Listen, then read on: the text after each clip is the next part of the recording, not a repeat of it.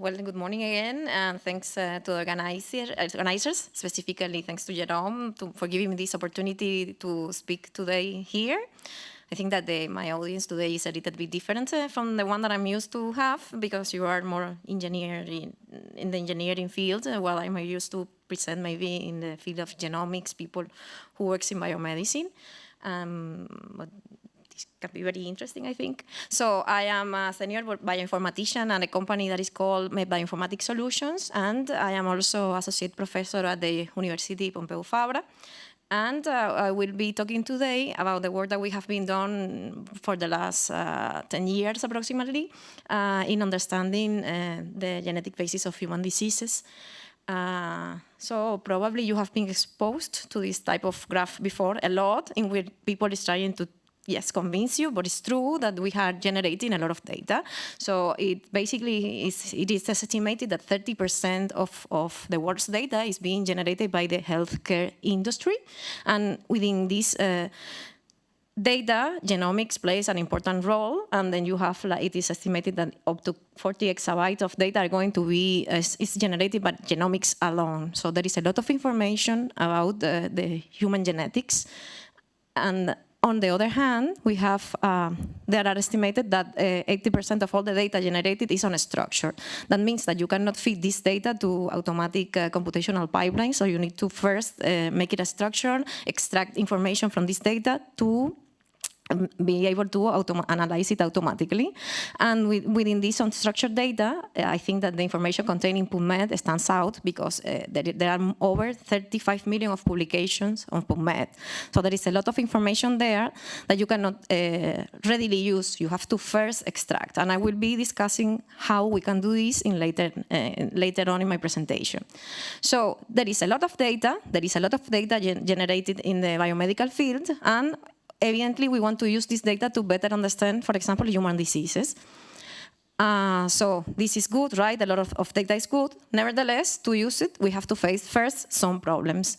One of the main problems that we need to face is related to the management of the data. So typically, a lot of data is being generated by different persons. That is, it's stored in different repositories and it's stored using different formats. This poses a problem when you want to analyze this data.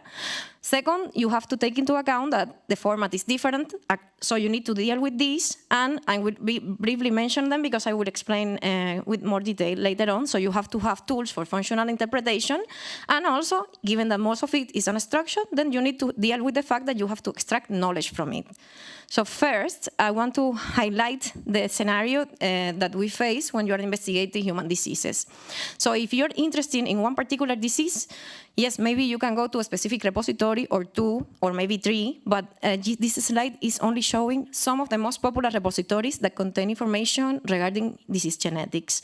The problem is that not always more is better, because yes, having to access different repositories is cumbersome. At the same time, depending on the disease that you are studying, you would access some repository or other. In the case of, for example, intervertebral DisGeNET, which is a complex disease, which is frequently studied using GWAS study, then typically you would access a GWAS catalog, for example, or another repository for storing GWAS, which is GWAS Central, right? If you're if you are interested in a rare disease, then you will have to go to OrphaNet or maybe to IMIM, for example.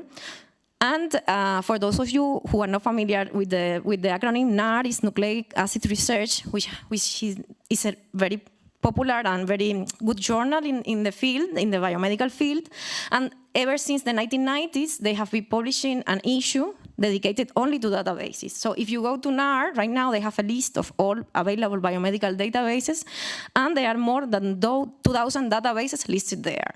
So you have the problem of dealing with a lot of repositories that you have to check if you want to understand, for example, the molecular basis of your disease of interest. Then you have the problem of terminology. So unfortunately, people do not refer to things using the same names, but sometimes they are the same thing, right? So in the field of diseases and genes, you have different ways to refer. For example, you have here in the first, So in this first box, you have an example that I selected purposely. So you have a lot of different terminology for the same gene. So lipocalin 2 can be referred to with many names.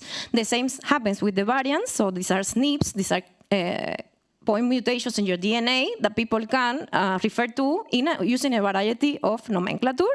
And the third is Wilson disease, that is also called hepatolenticular degeneration, and all these variety of names that you have there. So maybe in one database, it will be called one way, and in another, it will be called the other way. So you would need to spend some time understanding which are all possible terminologies that you can refer to when investigating your disease, right?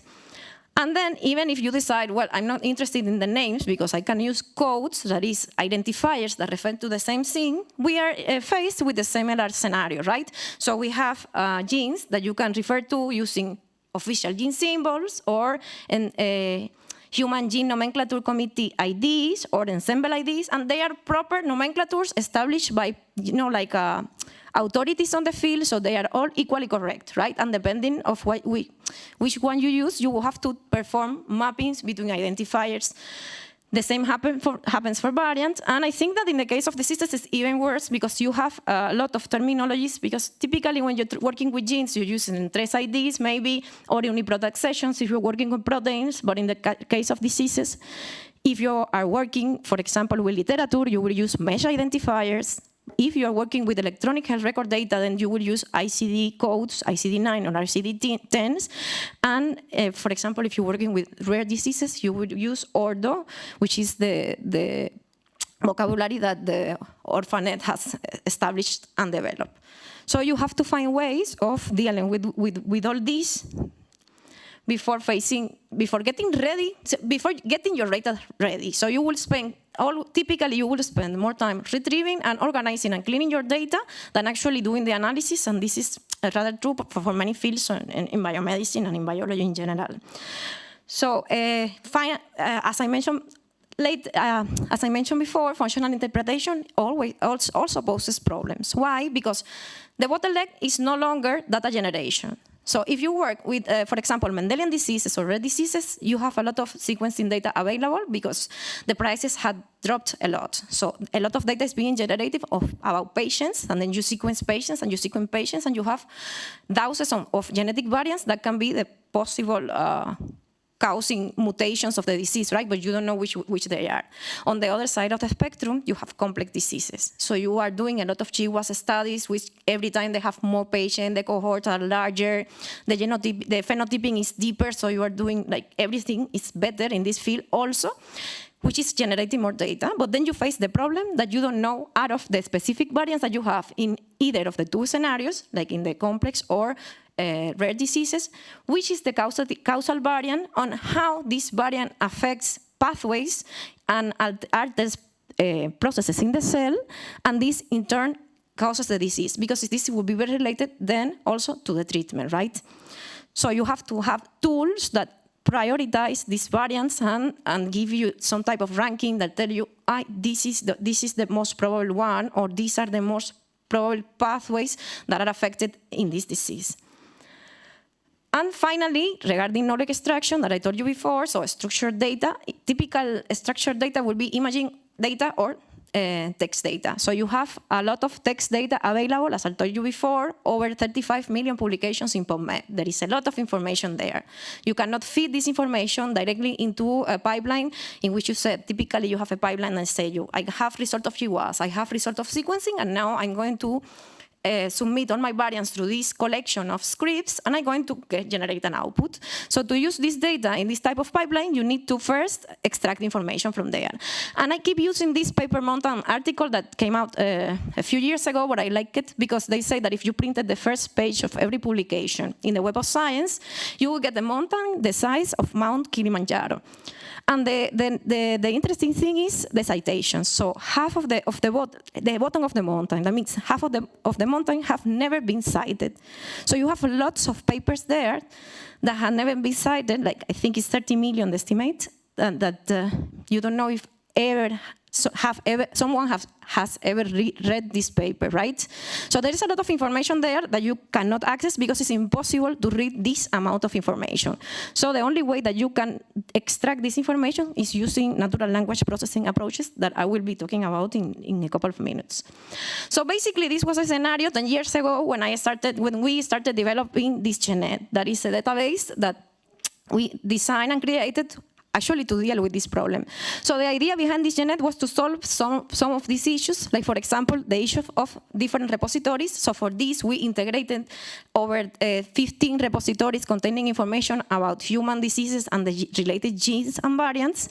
And some repositories are dedicated to one type of technology, like GWAS catalog, or one class of disease, like Mendelian disease and IMIM. So we wanted to have a representation of all human diseases. We wanted to have a full coverage of human diseases in the database.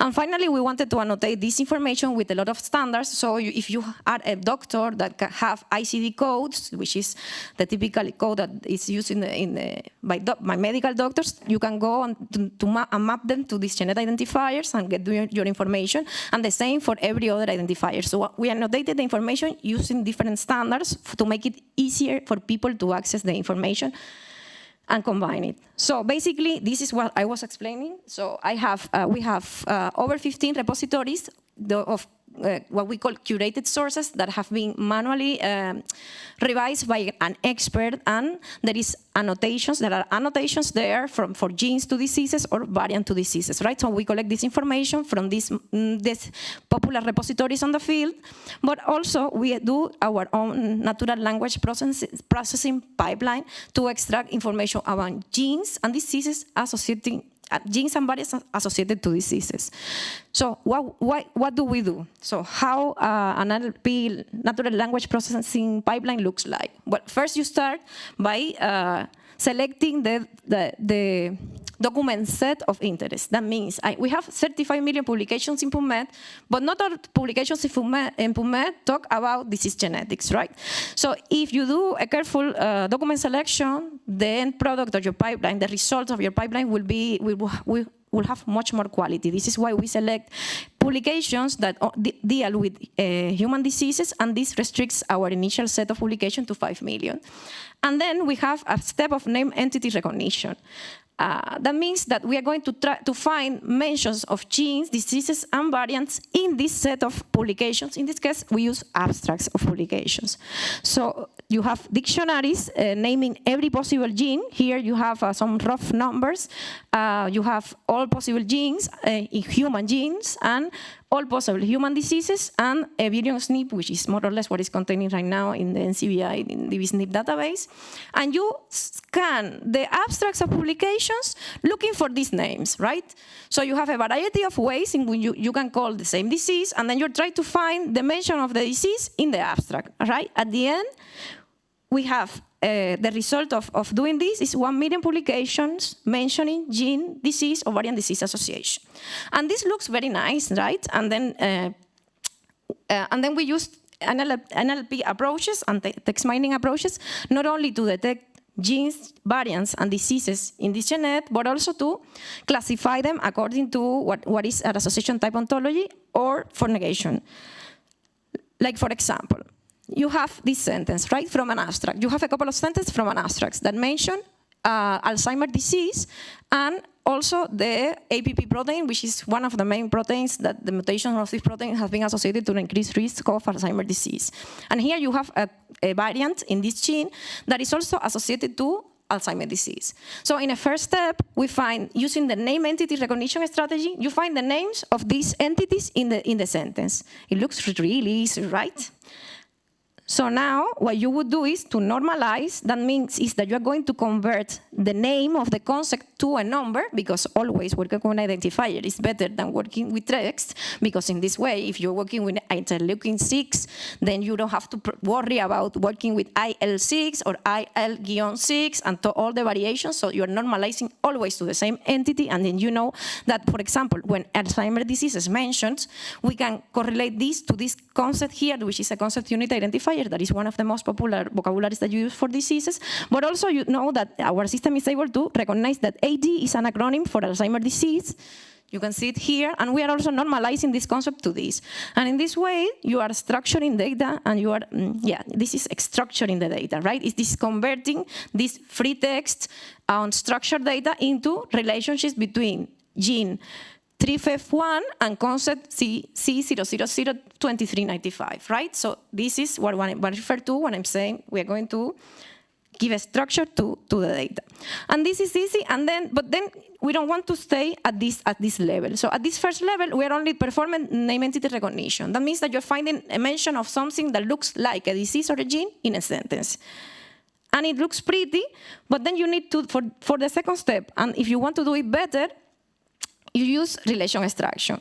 So if you were ever with text mining data, I would actually recommend you to read carefully the documentation, because many people stay at this level, right? And if you stay at this level, your performance typically is lower than if you add another step, which is training a classifier to learn the semantics of the way in which relationships between genes and diseases and variants and diseases are expressed, and it gives you a second level of reliability. So if you have text mining data that is only extracted using NER, again, I suggest you to treat it more carefully than if you have this second step. Why? I'm going to show you right now. These are some of my favorite examples of why name entity recognition alone is not a good strategy, and then you need to have a second step of relation extraction in which you train a classifier. So here I did it on purpose. I looked for problematic cases of names of genes, right? So first, we have here neurovision-like protein 1. This gene has this as a preferred name. That means that people should refer to this gene like this, but it has a synonym that is called beach. In PubMed, you have the word beach with the name of the word, the real word beach, like it's maybe exposure of song on the beach, and you have a paper like this in PubMed. If this paper enters your pipeline and you stay at the name entity recognition level, you would say, beach is this gene, and then you would normalize this entity to a gene. And there, you have a text mining error. On the second part, we have this other example here, which is flower and dance. So we have 3 words that are common use word, flower, beach, and dance, that are also, unfortunately, synonyms of a gene, because we scientists think it's funny to find acronyms that mean something, and I can relate to that. Before I did text mining, I related to that. Now, I don't relate so much. So finally, we have the third example, that is when the acronym of a symbol of the gene, it's the same as the acronym for a drug. So CBD is also the acronym for cannabidiol, right? So the system also makes a lot of mistakes by confusing acronyms like, I don't know, PBS, like for the buffer, right? It's also a synonym for a gene. So again, if you stay only at the level of finding the name of the entity in the sentence, you will have a lot of false positive in your data. And this is why you need, again, machine learning to artificial intelligence to deal with this problem. The only way that you can deal with this problem is with artificial intelligence or hiring some people for curating, which is not a very funny task, right?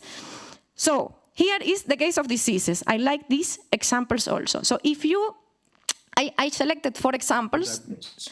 Sorry? He is on, right? So I don't need to put mine. ¿Cómo?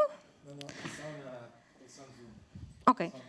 Okay, so you have the example of disinhibition, right? Disinhibition can be as a symptom of a disease, right? Disinhibition, the first one is the correct. So disinhibition can be a symptom of a neurological disease. But also, you can have disinhibition of a receptor, right? So here, again, at this stage, you will have, in the second sentence, you will have a text mining error. The blind children manifest severe retinal degeneration. This is okay. Blind it's a correct phenotype, right? But in the second example, you would have a double-blind randomized controlled trial, which is a word that would be fairly used in a collection of abstracts that work with human diseases, right? So in this case, this second sentence would be an error, and you will be disambiguating blind to a disease when this is not the context for the disease. And the same happens for fits, which is related to seizures, right? And one side does not fit all, and many fits that you use as a verb. And the worst of all was depression, right? Because you can have depression as a common medical condition that affects thousands of individuals in the society, but also you have immune depression, and you have depression of the levels of many things. So this complicates a lot the mining, the automatic mining and the automatic extraction. But not to the point that you say, like I was in a workshop yesterday, and then people like, no, I don't want to use this data. No, you have to use this data, but you have to be aware of the shortcomings and the advantages and the disadvantages. The advantage is that you can process automatically 35 million publications, and the disadvantage is that typically when you have this type of data extracted, you get a publication that tells you this has a performance of, I don't know, 0.86 or something like that, so you have a metric that tells you how good the system is, right? And finally, I have one last example that is also another case of problematic cases is for example, when there is a gene that is associated to a disease, and this is the gene for the disease, right? So typically, they are named the same. So neurofibromatosis 2 gene, it's called NF2, but the acronym for the disease is also called NF2. And the same for Duchenne muscular dystrophy. So again, you need artificial intelligence to tell you how this looks like NF2 plus gene, looks like something that is a gene, and NF2 plus is a rare autosomal dominant disorder, looks like something that is a disease. And you cannot write rules for this. You have to teach a system to learn these rules because there is a lot of variation, right? So we also do text mining for classifying the gene-disease association in DisGeNET. That means that what we have in DisGeNET is not only causal genes. So we have everything that has been reported as perturbed in the context of the disease. This is why, for us, it's useful to train a classifier, first to classify the relationships according to some system, right? And then to train a classifier that tells you, for example, the relationship between this gene, GPC3, and the disease, this syndrome that I'm not going to pronounce, it's altered expression. That means that they are related because the amount of the gene is altered in the context of this disease. We have something similar for post-translational modification. That means that for phosphorylation of the gene, it's altered in the context of the disease. And finally, we have also some other consequence types, like chromosomal rearrangement, that tells you how this change in the context of the disease. And finally, we also have information about negation. So unfortunately, when you have a disease that is very, very well studied, you will have also contradictory results, even for very solid association. And people that use DisGeNET without reading carefully the documentation probably won't realize that there is some negated statement there. So we use artificial intelligence approaches to also find negations. That means this type of sentences in which people are stating that there is no association between the disease and in this case, is the variant, right?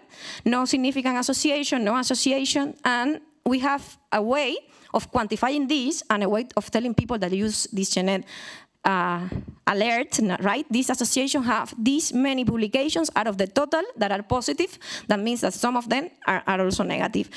Is this error? Are this error? No. Because, for example, in a GWAS study, you might find that one variant is important for a disease in some population, but in some other population, it is not. So this means that, yes, there are contradictory results, and we have to learn to live with that and incorporate this information into maybe our pipeline as a way of reliability, right? So maybe we can say this association, we will give it less score, and we will prioritize in a lower, rank these variants lower than the ones that are always consistently showing as being positively associated to the disease. So how much information do we have after we mine all PubMed and we do this for over 5 million abstracts? Well, we have, given that we developed DisGeNET, like, I don't know, 10 years ago, 13 years ago. So the first release was in 2010. Evidently, the field has grown a lot with the whole explosion of new technology. So we have now we have almost 1.5 million associations between genes and diseases. we have information for over 20,000 genes. That means that we have information for almost every protein coding gene. And we have information for over 30,000 diseases.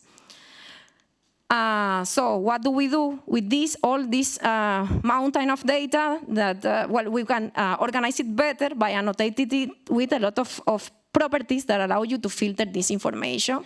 Like, for example, you can, well, I will show you how. But then you can use this to, like, for example, the annotations to ontologies, like classes of mesh or semantic types to filter. I'm interested in, I don't know, musculoskeletal diseases, right? So maybe the gene that I like is not associated to IBD, but is associated to some similar disease. I will try to believe this a little bit, right? And also you have other metrics, which is my favorite one is the, is the DisGeNET score that tells you how solid the association is, right? And by solid, this is something that I will show you next. So I will give you an example. So here, what I did was to rank the information in DisGeNET and keep the associations with score 1, the top ranking association. So if you see these associations with score 1, they are all associated to typical Mendelian disorders, in which you have very penetrant mutations, that when you have the mutation in the gene, and then you will develop the disease. And this is the case for cystic fibrosis, and the gene for cystic fibrosis, and for Duchenne muscular dystrophy, etc. So you notice here that all these associations have score 1.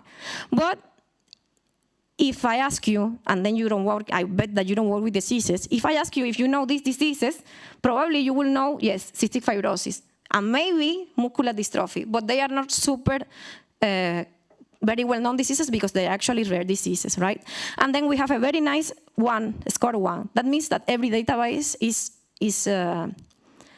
all databases that we use in DisGeNET, or most of them, are reporting this association, and these are very established association that, if you notice, the year in which they were published first is, I don't know, 1960, 1975, 1950s, etc. So they were reported very early when people started investigating diseases. Nevertheless, if I ask you if you know the diseases on in the second table, let's say, you will know them all, because they are basically complex diseases that affect many people, right? And most of them are cancers, and diabetes, and one more, Alzheimer, right? So everybody knows Alzheimer, diabetes, and I don't know, breast cancer. So if you notice here, the score for these associations is relatively low, like 0.5, right? But if you notice, the number of publications is much higher than the case is of the Mendelian diseases. Why? Because there is a bias in the data. So diseases are studied more or less in the same proportion that they affect the population. That means that is a disease that affects European people, a lot of European people. You have a lot of papers investigating the disease. And this is why you have these extreme cases in which you have, I don't know, almost 10,000 people, 10,000 publications investigating obviously, diabetes mellitus, and insulin, and breast cancer, and prostate cancer. But the scenario is not that clear for all diseases. So we have a lot of diseases in DisGeNET in which you have only 1 or 2 associations, depending on how much it is studied. So given that we have been presenting DisGeNET a lot, and we have been updating DisGeNET a lot, we have managed to have a nice user base, and people actually who work in disease, in this very niche field, where they use DisGeNET a lot. So we have relative success, mainly because we have been keeping working and updating the database, which is not the case for most databases that you see around when people graduate from the PhD thesis, and if I forgot about it, and then there is no one to update the database, so they caen en el olvido. So we have this relative success, we have a lot of users, and we say, oh, maybe we can do, and this is, again, a lot of people have been working on this, mainly Giuseppe and Juanma y Francesco, who has helped in the NLP part of DisGeNET. And of course, the PIs, Laura Furlong and Ferran Sam, maybe you know them. So given that we have this success, we said, well, maybe we can do a company that allows to offer a commercial version of DisGeNET for people that it works in companies, because the data in DisGeNET, that this is another issue with data, is that you cannot, not everybody can use any type of data, right? So if you are in if your intention are commercial exploitation, which you should not use DisGeNET. This is theory, but in the reality, if you don't put some levels of control, people in the pharmaceutical world will still use DisGeNET, even though when they cannot use it. Anyways, we decided we're going to do a spin-off company to offer a plus version of DisGeNET for commercial exploitation, and I will let you know maybe in a couple of years how we are doing. And this is the new team, and they are a team of very nice people. Some of them are common people, as you can see here, Josep again, and we work very close here in El Incubadora, 2 blocks from here. So we have been around, like, I think, for 2 or 3 years, and we're there. Anyway, so we have now a commercial version that people from pharmaceutical companies can use for exploitation. We have a lot of data, improve methodologies for static data, etc., etc. And how do we use this data? We can use, for example, if you have a patient, right, and then you sequence a patient and he has a disease, well, you can answer simple question like put in your list of variants in DisGeNET, and you say, I want to know if any of these variants have been reported before as associated to my disease of interest, right? If I can see, no. Or if the variants are associated to some disease that belong to a similar class like the one that you are studying, right? So you can find some metrics in DisGeNET, like semantic similarity for diseases, or diseases that share many variants and genes with the disease of interest, and say, oh, well, it's not directly associated to my disease, but it's associated to a similar one. Maybe this is these are the causal ones, right? You also can use it to develop specific gene panels. Like, yes, this is a thing. There are companies that offer you the possibility of setting your disease panel. So you're investigating disease, you want to sequence many patients, you don't want to sequence every possible gene, you want just to sequence some possible candidates. So you can filter, like, go with your disease, get the genes that are like have higher score, that have more publication, that you believe the most because they have been reported for many, many years, and pass this list of genes to the company and create a panel for the disease. You can use DisGeNET to identify targets for therapeutic indications. So here I'm putting 2 examples of these. So cystic fibrosis, if you remember from the slide before, is mainly associated to mutations in the gene CTFR, which is a receptor. And yes, this is the causal gene, right, which is a receptor. But then in DisGeNET, you can see that some proteins are modifiers of the disease. Like if you have variants on this TGF-beta1 protein, then you have some presentation which is maybe less damaging than the original one. So there are genes that affect the presentation of some Mendelian diseases, and these genes sometimes can be targets, drug targets, to improve the condition of the people that live with this disease, even when you're not going to cure it, it's just to improve their lives. And the same happens for Duchenne muscular dystrophy and utrophin, which is a paralog of dystrophin, and then you can also use as a therapeutic approach to improve also patients with Duchenne muscular dystrophy. You can also, when you say you have 30,000 diseases in DisGeNET, it's like maybe you can think how many diseases there are, right? Not all they are diseases. Not everything that is there is diseases. We call it diseases to make it simpler, but it's actually phenotypes and traits. So maybe you have there height, right? So you have variants associated to height because, yes, it has a very important genetic component. Or maybe you have there cough or fever, like phenotypes that characterize a disease. Or you also have drug side effects. That means that you have, I don't know, drug-induced liver injury, chemical-induced liver injury, and liver fibrosis that can be also induced by drugs, right? So you have there side effects. If you have a drug and then you know the profile of targets that this drug is perturbing, then maybe you can put your profile of target in DisGeNET and see if, for example, these genes are already annotated to some common side effects. And finally, the most another type of application is AI application. And by putting this slide, I wanted to first check the box that says you should not put a lot of text in your slide. Second, I wanted to show why we use now DisGeNET with high case all the time, because most of people get it, but some of them never get it because it gets this complicated combination of, this is already good.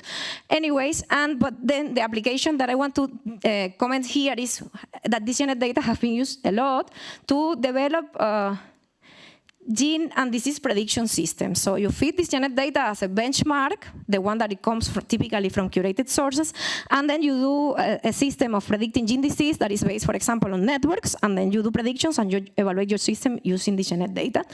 And here is more similar, as it's the same type of AI application, but now you see that these are more recent ones, and there is a couple of keywords that go repeating once and over again, which is the knowledge graph part. So one exciting application, a very interesting application in which DisGeNET has been used lately is the integration of knowledge graph. And this takes me to a second part of my talk, I'm on time, I think, which is related to the integration of DisGeNET in a knowledge graph, specifically the part that it has to do also with data integration, but also with ontology and knowledge graphs, right? So first, what is a knowledge graph? And then a knowledge graph has in biology, it's hard for people to get together and say this is the definition. So this is still an area of debate, let's say. So people don't agree exactly what a knowledge graph is. So you can have a very simple definition of a graph, which is the first one that says it's nodes represent entities and edges represent relationship between these entities. But this could be any type of graph, right? Any type of graph can be composed of nodes that links entity, but this is not a knowledge graph, right? This is where I find this more lax definition. Typically, when you're referring to knowledge graph, you're talking about large networks, heterogeneous, that means different type of entity. Like in the case of knowledge graph in biomedicine, they will have, for example, diseases, genes, pathways, drugs, side effects, so they will be composed of different type of entity. And a very important component of a knowledge graph is also an ontology. So you want to have ontology information to represent these different types of relationships between the different type of entities, right? So, and this takes me to my next question. Maybe you already know what an ontology is, but if not, I will briefly give you an idea. So an ontology is the order representation of all the knowledge in a specific field. But there is not only concepts there. So when we talk about all the knowledge, we say, like, I want to use the example here from the gene ontology. The gene ontology is one representative example of the ontology. And I really like this example because I think it's one of the few cases in which biologists have come together and they have agreed, and this is the way that we want to describe genes and gene functions, right? So they said, a lot of teams said, we want to characterize all the possible function of every protein, not only human. There is gene ontology term for many species. And they start annotating information, right? So you want every possible function. So to annotate all genes to every possible functions, you need first a collection of all possible functions. But you also need not only to have these functions, you also need the definition, like for example here, cell cycle, right? This is the ID corresponding to cell cycle. This is the name of the concept. If there are synonyms, you also annotate. And also you have the definition and the relationship to other concepts. So if you notice, there is a lot of work going on behind an ontology, right? And this is why I like a lot of gene ontology. I don't work with these people, they don't pay me, but this is a very nice initiative where they have a lot of concepts and a good coverage. What means a good coverage? That you have information for many, in this case, human genes is the one that I work for, so I cannot talk about the rest. But they have a good coverage because they have a lot of information and a lot of genes. So you have the description of the concepts and the relationship between this concept. And this is good because they structure the knowledge about the domain in a computational accessible form. That means that you can feed this to a computer, or you can put it into a knowledge graph, and then you can do things with it. So if the case of gene ontology was nice, because if you want to go for a function on a gene, there is one go-to place, and it's gene ontology, the case of diseases is a little bit more complicated. So if you want to go to investigate how many ontologies are available, mainly for biomedicine, you can go to this URL from the EBI, and then you see that you have over 241 ontologies listed there. This is just a repository with they integrate. This doesn't mean that this is the only number of ontology. There are more actually. And the thing is, with diseases is that you have a similar scenario like in the original case when we talk about repositories. So we have ontologies that are mainly designed for rare diseases, which is, for example, here, Ordo, which is the rare disease ontology developed by the people from Orphanet, but you also have an experimental factor ontology, and you have Mondo ontology that is being developed by different people. You have also other disease ontologies like the disease ontology or the human phenotype ontology, so you have several, and each of them have their advantages, and each of them are covering some specific area of the, let's say, disease concept, right? So it gets really complicated because yes, not all of them have a very large coverage, mainly, for example, here, because you are only working with rare diseases. So if you want to investigate intervertebral disease generation, you are not going to find it there.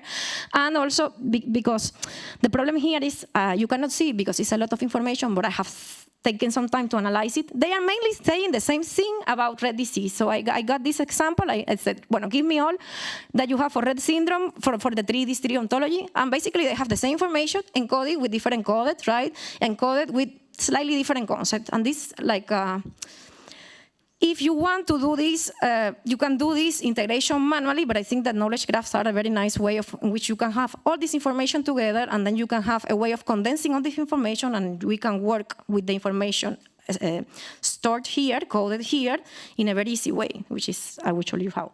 So I really like this comic from XKCD, which is a very nice cartoon site that has almost every problem that bioinformatician faced represented as a joke, and I think that it's reflecting very well the situation with ontology and standards. Someone says, hey, let's do one better, and now the new state is that you have one more that is never like finished.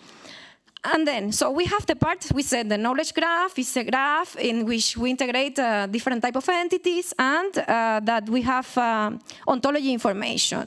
So why this metaphor is good to model human diseases and to do data integration? When I'm not going to explain the history of network biology, but let's say that network biology started like in the end of the 1990s.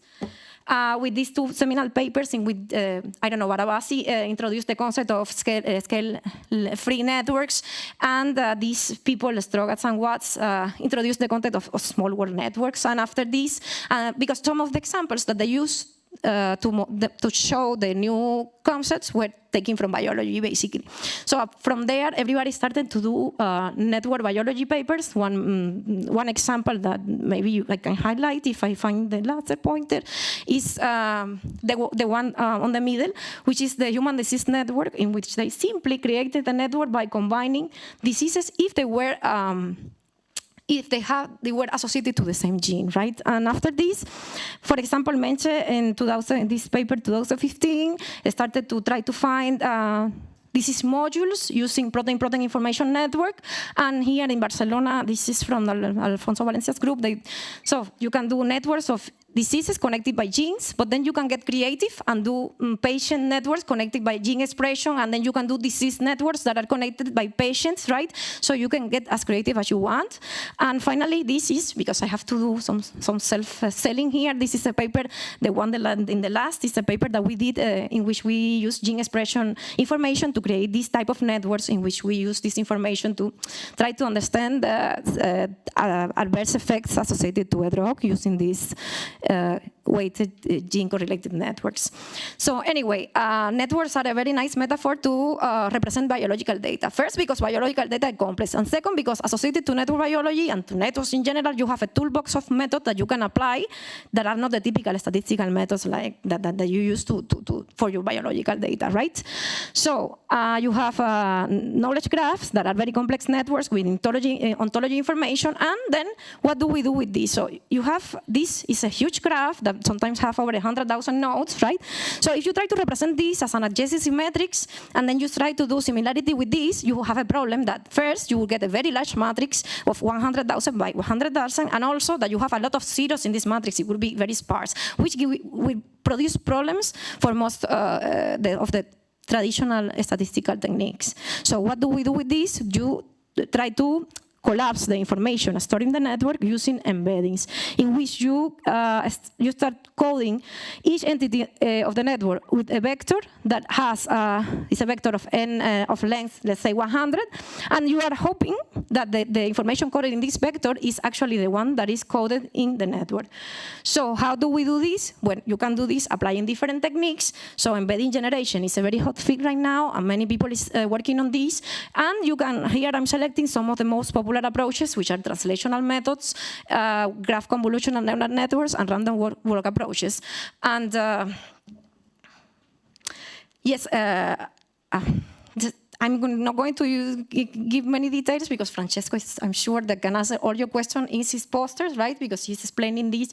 And this part that I'm going to present now is the work that he has been doing as part of the ITN network that is framing his thesis.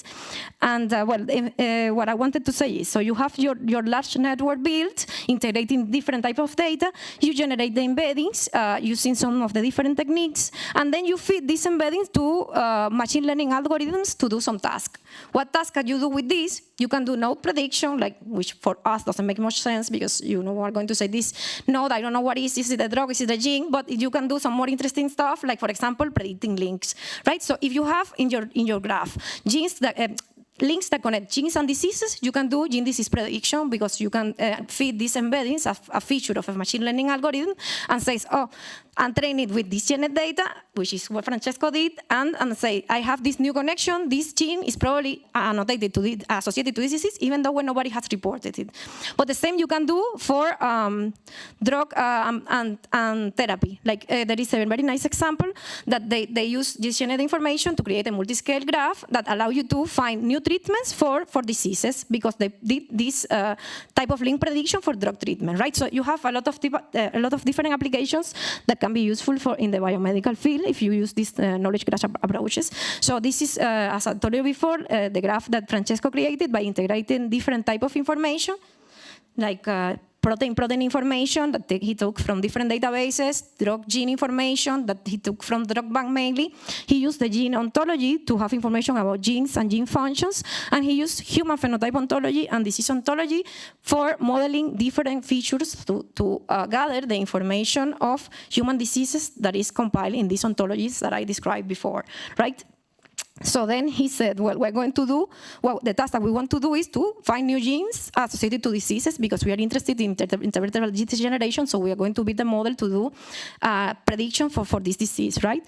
And yes, he represented what we did is we are going to build the graph only with the 80% of gene disease information in DisGeNET, and we're going to leave the rest for training. And if you see here, what you're doing is representing the genes and the diseases with numerical vectors, and you can combine these vectors, and the whole pipeline looks like this. So you have your knowledge graph, you create embeddings using different strategies, and then you represent these embeddings. You combine them together using, for example, the sum, the concatenation, the product, and then you have different types of typical machine learning algorithms to feed this embedding to and do the prediction, right? And I want to mention just that these two are in algorithms that he has implemented and that are available here in his GitHub account. And I have still 5 minutes. 3 minutes. I have this is first, before telling you the results, because I have 2 more slides, I promise. This is the way that embeddings look like. So if you check how the embeddings look like, because yes, visualizing things is another beautiful thing that you can do with embeddings. So if you have a huge graph, you cannot do anything basically with this graph but a hairball, right? So it doesn't tell you anything. But here you can use embedding to project it in 2 dimensions, right? And these are PCAs with every possible embedding, every one of the algorithms that we described before for embedding generation. So, and then you can see here, for example, that this algorithm, which is Constran-C, which is a translational based one, it's separating rather well the disease in green, the blue genes, the drugs are in red, right? So you see that there is some type of similarity encoded in the embedding, in this numerical vector that you generated by condensing the information of the containing the network, right? And here also, these multi-algorithms, it works rather well. So what you want to see is that things with the same color, they go together because you're assuming that they are the same entity and the embeddings work, they are similar, right? And for example, here you have the random embedding in which everything is merged together, right? And the same we did a similar experiment for protein classes and disease classes, but I think that the main idea that I want to show can be appreciated here, that embeddings the embeddings compacts the biological information contained in the network. And this is the result. This is not a very happy slide. I would have prepared an AUC curve, but the thing is that we have, like, he combined a lot of things, and then the performance that he gets is a good performance, like 95% of F1. And one nice thing is that you can see that the algorithm that he implemented happened to be one of the best performing ones.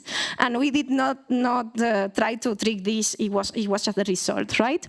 So we did an experiment for IDD, for interpreted disease generation, or IVD, how you want to call it.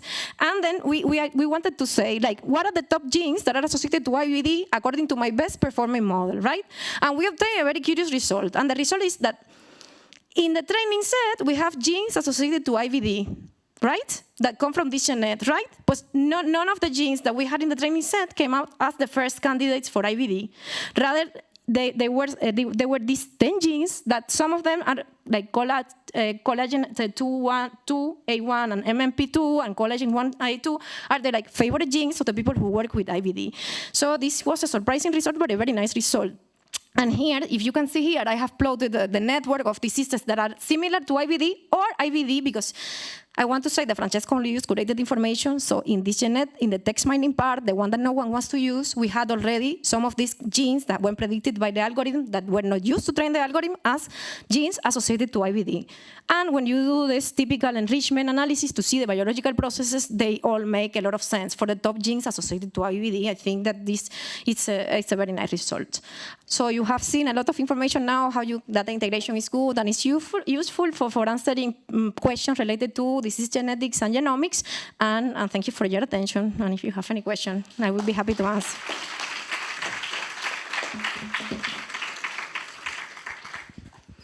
Well, any question from the audience or the online audience?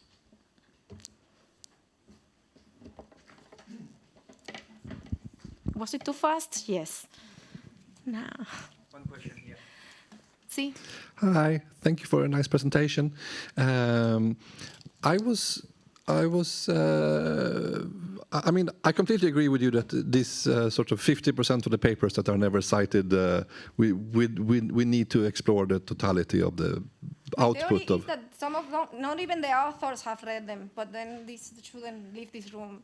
Yeah, but somehow, if you want to take this to the next step and compare a little bit with sort of the type of knowledge that we work with the most, which is sort of the scientists in the field, they would add additional knowledge, like, well, this is a crappy paper because this and this, or this is a lab that is using this methodology and they don't know what they're doing because this and this, and so it's sort of all sentences saying a thing is not of equal value, and somehow you need to take that into account to get more high quality consensus, so to say, of the actual biological state. How are you going? Is this in the pipeline, so to say? Our bet somehow is that you know that Can you speak into the mic, please? See, I agree that there is a lot of papers there, and many of them, maybe they are not that methodologically sound, to call it mildly, right? But I think that if you have a lot of papers, there should be also valuable information there, for sure. And I think that if you have a result that is coming once and another time, right? Because curation typically has their own, like curation does not happen unbiased. And sometimes these papers are not in curated databases because no one has gotten to this point, right? See, because they are prioritizing some type of complex disease or some common disease that is far worse, right? But what I want to get at is that maybe you have, like, the strength is in numbers. Like one single result, right? Maybe you should not take into account, but maybe in this this bottom half of the mountain of papers, there are results that are redundant, because typically like scientists, different groups work in the same topic, right? So maybe if you have this information and you see that you have 5 papers that are reporting that this, I don't know, MMP3 is associated to IBD, this is a result maybe that you can trust, right? But ultimately, this is something that I also like from the knowledge graph approach, because I think that once you collapse the information, you are like the noise that comes from one single not so good publication, or not a good publication, to say it like this. This information will not be stored, let's say, in this 100 length size vector, right? Because the information that is going to be prioritized here is information in which the connections are more robust, are more redundant, right? So this is another thing. So these are 2 things, and also, yes, ultimately, if you have just one disease, what we are doing is trying to put all the information there, and maybe you can judge, like, for your own the evidence, right? So we give you the year, we give you which is the publication, and then you can decide, I'm going to believe more these publications because this, I don't know, because in my experience, in my field, these are the strongest one, right? And then you can say, even in automatic fashion, I don't want this journal, no, I don't want this journal, I don't want this journal, right? So you have several ways of dealing with this, and put all the information in context, allow you to also rank the information, and you know, like, have very fast way to discard what you feel that is less confident information. Okay, so it's There's a question. nearly time to. There is another question here. Okay. I will have to keep my question for myself. You can ask me later. Yeah, I think it's a slightly related question. Do you distinguish at all in DisGeNET between primary and secondary sources of information? This is a very good question. I'm envisaging, say, there's an early paper in the field that mentions a result, and then every other paper sort of offhandedly says somebody's shown this. And that would, in my mind, appear as a very strong indicator, but actually, really, there's only one primary study. Yeah, this is yes. So first, if you have, like, we have information from curated databases. Frequently, or most of the time, databases that curate the information curate the original statement. Like, if they're going to put a reference, and they do, they'll tell you, I took IPP associated to Alzheimer from this paper, and they go to the earliest one. And this is why we have some very early papers in the database, actually, because they come from curated sources, because the text mining that we do starts in 1980. Because we don't mine for this very early publication. Maybe this is a problem, maybe not. So this is one thing. And the second part is, in these papers that we do from text mining, no, you're right. We cannot tell if the affirmation, the statement that we are automatically mining via text mining approaches is coming from another publication. And then we are aware that we have this problem. The way that we have thought, and then we deal a little bit with this, is that you have the abstract, right? So if we have the mention of we always prioritize if we have several mentions in an abstract, we keep the latest one. And we are assuming that because we keep the ones that are mentioned in the last sentences, is because we tend to say the conclusions at the final sentence of the abstract. And then we have thought, maybe we can, like, eliminate things that are mentioned in the first sentences. Why? Because this is typically the case when you say, Fulano and Mengano in 1990 found that Alzheimer's was la la la la la la, right? So this could be a way we have thought, but we actually have not implemented. This is a nice remark. Thank you. Okay, any other question?